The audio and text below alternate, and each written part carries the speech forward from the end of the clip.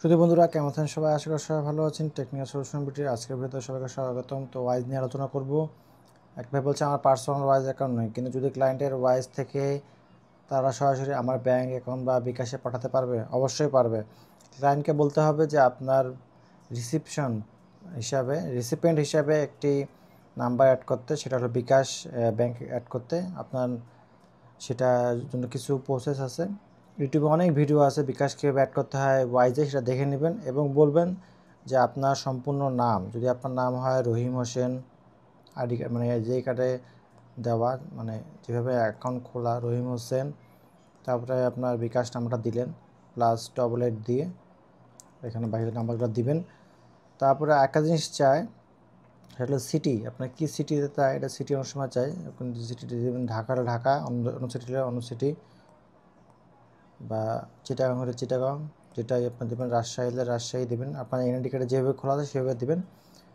নামটা ঠিক থাকতে হবে আর বিকাশ নাম্বার থাকতে হবে, আর সিটিটা দিলে কিন্তু তারা অ্যাড করতে পারবে। অ্যাড করার পর সেভ হয়ে থাকবে। তারপরে রিসিপিয়েন্ট হিসেবে সেভ, পেয়ার হিসেবে সেভ করিয়ে তারপর সেন্ড মানি অপশনে, সেখানে যদি সে এইটা সিলেক্ট করতে পারে, অনেকের অপশন থাকে অনেকের অপশন থাকে না। আমরা যখন পার্সোনাল ওই অ্যাকাউন্টে বিকাশ অ্যাড করছি, অ্যাড করা যায়, কিন্তু ক্লায়েন্টে করা যাবে কিনা সেটা আমরা ঠিক জানি না। কিন্তু মানে কান্ট্রিটা যদি আপনি বাংলাদেশ দিয়ে দেন, ক্লায়েন্টকে বলেন কান্ট্রি হবে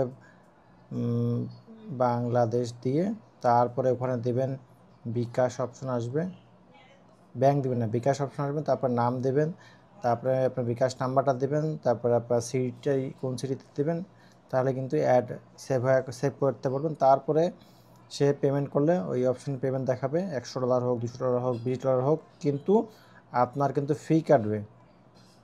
ফিস কাটবে হলো গিয়ে $4 করে। এখন এটা কে বহন করবে সেটা হলো আপনার উপর। যদি আপনার $20 প্রজেক্ট হয়, তা আপনার অ্যাকাউন্টে আসবে $16। আবার যদি আপনার $100 প্রজেক্ট হয়, আপনার আসবে $96, আপনার অ্যাকাউন্টে ঢুকবে, কিন্তু প্রাইসটা ভালো পাবেন।